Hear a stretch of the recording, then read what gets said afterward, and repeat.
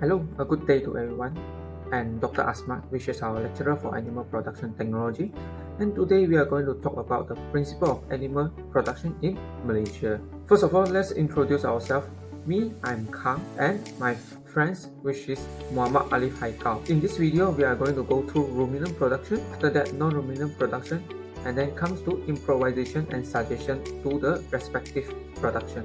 Okay, let's go through the introduction. First of all, let's go through a short brief about the livestock industry in Malaysia, which is livestock industry in Malaysia is pretty important due to it's the largest source of protein in the country itself. Besides that, it's also economical beneficial that due to 76% of the economical income contributed by the poultry meat, and due to the increasing of population, the demand of the livestock industry is increasing as well. And livestock industry can be generally divided into two categories, which is ruminant and non-ruminant. Ruminant are animals like cattle, sheep, buffalo, goat, and deer, while non-ruminant are chicken, duck, pig, which ruminant usually have 4 stomachs and non-ruminant usually have single stomach. Ruminant, according to National Agro-Food Policies, the production of meat increasing from 1.7 million to 2.1 million from 10 to 2020, which is an increasing of 2.7% annually, while the demand for beef increases 2.4% annually from 2010 to 2020. For non-ruminant is a lot more and larger compared to ruminant, with the production of eggs increasing from 540,000 to 773,000 from 210 to 220. The eggs also the same, increasing 3.3% annually. Okay, let's go through a ruminant. Okay, first of all, we will go through dairy cattle in Malaysia.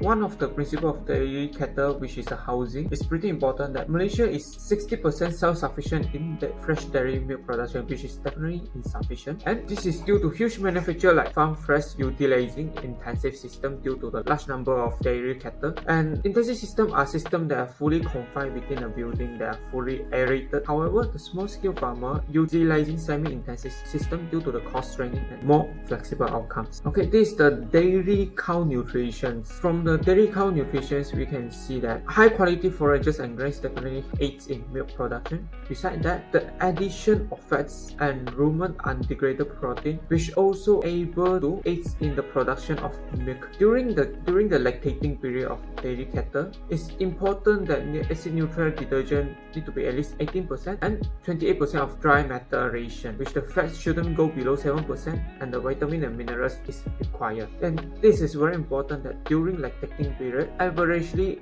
every cow needed around 1.5 to 2 liters of water per day.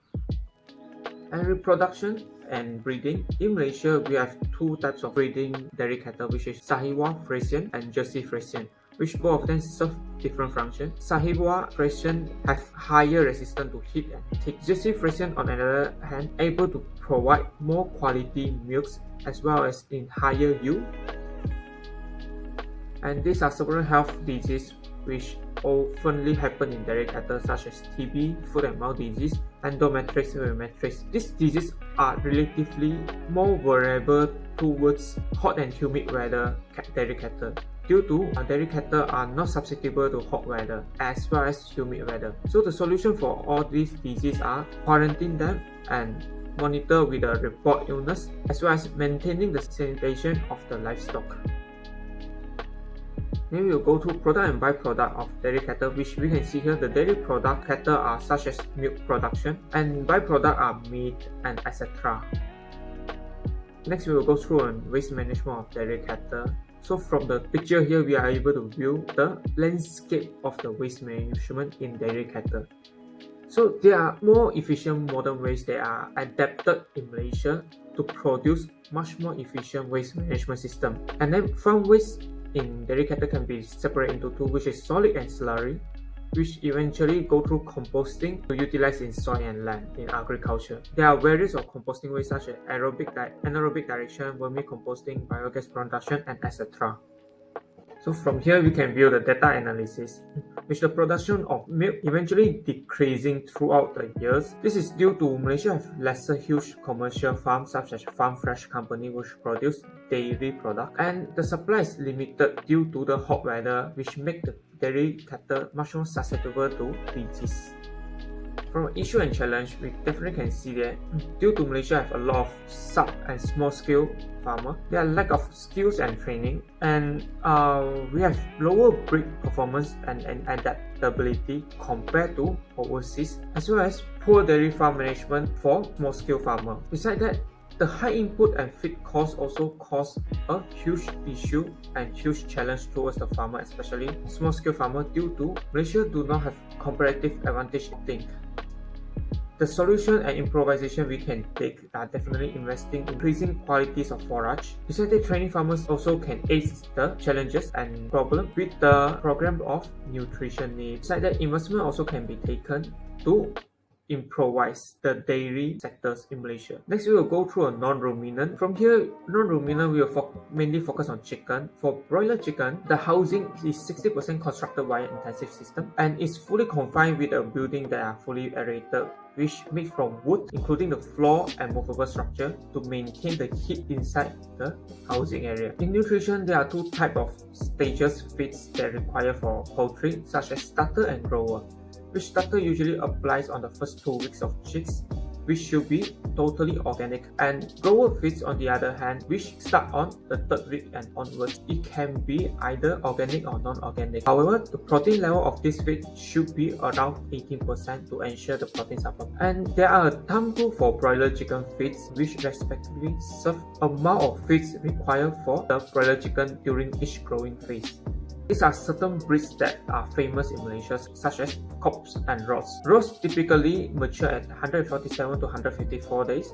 Cob mature at 168 to 182, which at this period they are sexually active. And then during a reproduction phase, it's recommended that the feed increasing to accelerate the BW on the 16th week to enhance the maturity of the chicken. Besides that, the usual ratio for reproduction in chicken industry is around 1 male to 13 female ratio to maximize the efficiency. Moreover, it's important to maintain the feeds to prevent the overweight, since overweight might induce the low hatchery issues such as early fertility. These are the usual diseases that caused by broiler chicken, such as aside and leg problem, which are mainly due to rapid blowing of body.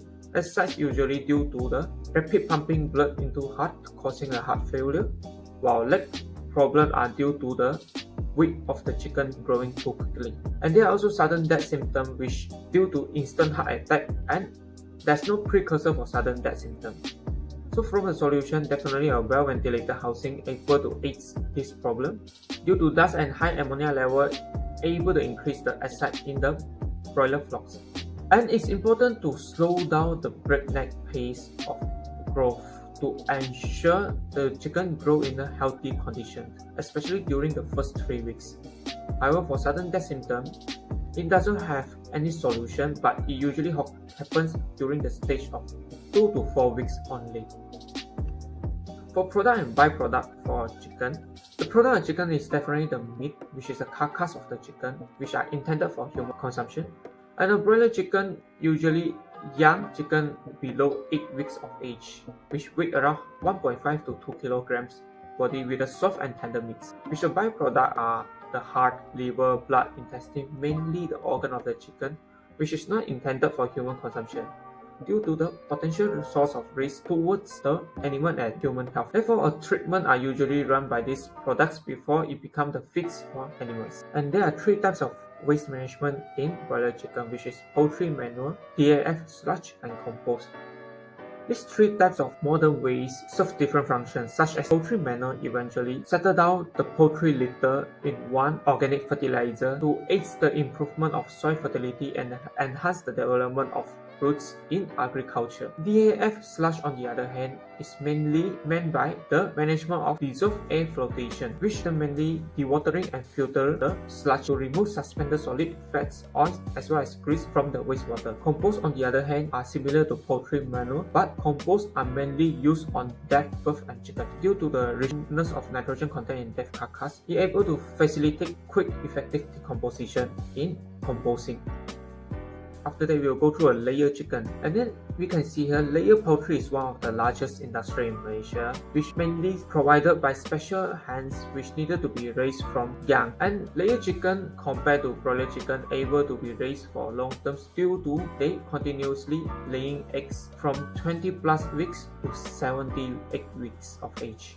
So let's go for the principle of livestock in layer chicken. The housing of layer chicken is mostly due to intensive farming because of easily harvesting egg. Besides that, the housing of layer chicken should have good insulation and ventilation with the requirement of certain equipment such as feeders, stringers, nets, boxes, and perches. The temperature in the housing should remain around 33 to 35 degrees Celsius, and the humidity shouldn't be too low or too high because low humidity will cause dusty, whereas high humidity will cause high rate of infection. The difference between layer chicken housing and broiler chicken housing are mainly due to this is because the lining of the housing eventually cause the effect on the rate of egg production.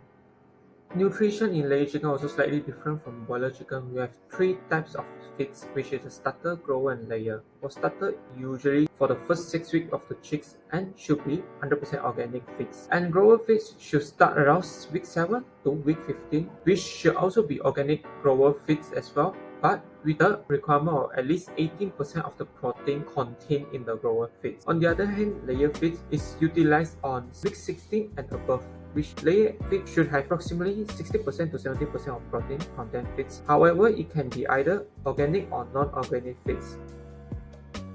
For breeding, we have some variety of chickens such as dead cow, Norwegian, Norman's brown, Essex brown, and the most famous in Malaysia, Leghorn layer. The fun fact about Leghorn layer is it can lay around 280 to 320 eggs per year, which is a lot more compared to other layer chicken, and they are reputed to lay well, especially during their 3rd and 4th year. This meant by the Leghorn layer can live more than 5 years, and the most interesting facts about Leghorn layer is the size of the egg eventually gets bigger relative to their age. For reproduction of Leghorn layer, there are males and females matured at the same time at around 126 to 140 days, which they lay around 4 large eggs every week, while the white variety, which normally commonly seen in Malaysia, they can lay around 5 to 6 eggs per week, which have around 55 grams at the average size. Same goes to layer chicken. They have low hatchery issue due to early fertility and non-synchronous fertility. Besides that, the mating ratio might be low and left in due to the lack of insufficient number of males to mate with females. For health, layer chicken has slightly different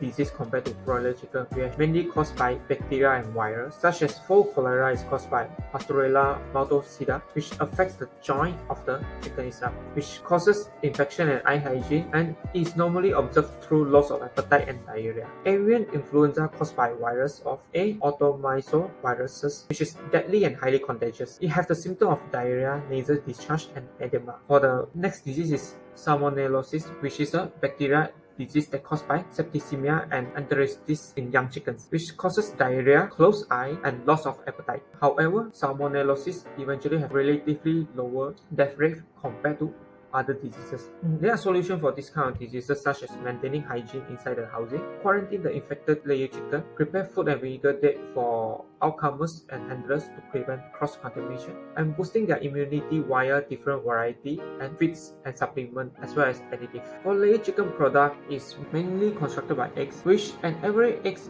weigh around 50 to 55 grams. However, fertilized eggs are kept for the offspring production. The byproduct of layer chicken are meat carcass as well as their organs. This is due to the meat in layer chicken are harsh and bland taste, and is not popular among the consumers.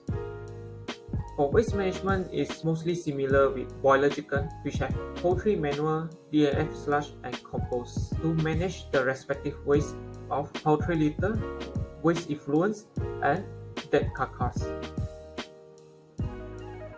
Next, let's go to poultry industry. Poultry industry in Malaysia eventually is a larger industry compared to ruminant industry, which Malaysia aims to export at least 30% of the broiler chicken by 2030. And currently, Malaysia has a self-sufficient level of around 128%, contributed to 75% of the national livestock industry. And then posted on our right hand side, we can see that the nutrient content inside an egg is eventually a lot of nutrient content such as vitamins, minerals, and other macro and micronutrients. For data and analysis, we can see that compared to ruminant production, the chicken production in Malaysia is going to the uptrend flavor, that the chicken production is eventually increasing every year. However, a spike drop during 2018 are due to the spike price increasing on the main ingredient which we require to import from overseas. Of course, there are also issues and challenges faced by poultry industry, such as from AFTA, which AFTA opens up the country to the danger of importing products and below standards. Besides that, the fierce market competition eventually limit the price sales. The production cost also a huge issue in the poultry industry due to the 70% of the production costs are on poultry feeds. Hence, the increase in feed costs will definitely cause a huge impact on production costs. This is mainly due to most of our feed raw ingredients are imported from overseas. Besides that, there are also disease and poultry welfare. Most of the poultry diseases are unknown of their properties and their origin. Besides that, for poultry welfare, on the other hand, the increased concern of health and welfare of the chicken eventually slow down the growth of meat and egg production. There are also GHP improved health and welfare which prevent the disease and might mitigate of any negative environmental impacts. The only solution and improvisation that comes to this industry, which is a breeding to improve the genetic of the poultry with local breeds, and animal health programs such as disease observation able to reduce the disease cost in poultry industry, and the use of natural resource able to prevent diseases. The housing also can improve the productivity of chicken, such as ventilation, space, light and weather investigation. Animal products which can be improved by improving resource efficiency. Education and training can be given to the handler to ensure the animal transportation in a smooth manner, as well as food processing to improve the water management such as effluent, wastewater, and waste. Besides that, food processing to improve the waste management as well as the labor efficiency and hygiene. The last but not least, consumerism is also vital in improvised poultry industry, such as labeling, temperature and hygiene control during packaging, and the most important thing, long-distance shipping technology to improve on our exporting rates. Lastly, I would like to thank everyone for the focus in this video. Please leave us a comment if there are any questions, and I hope you guys enjoyed this video.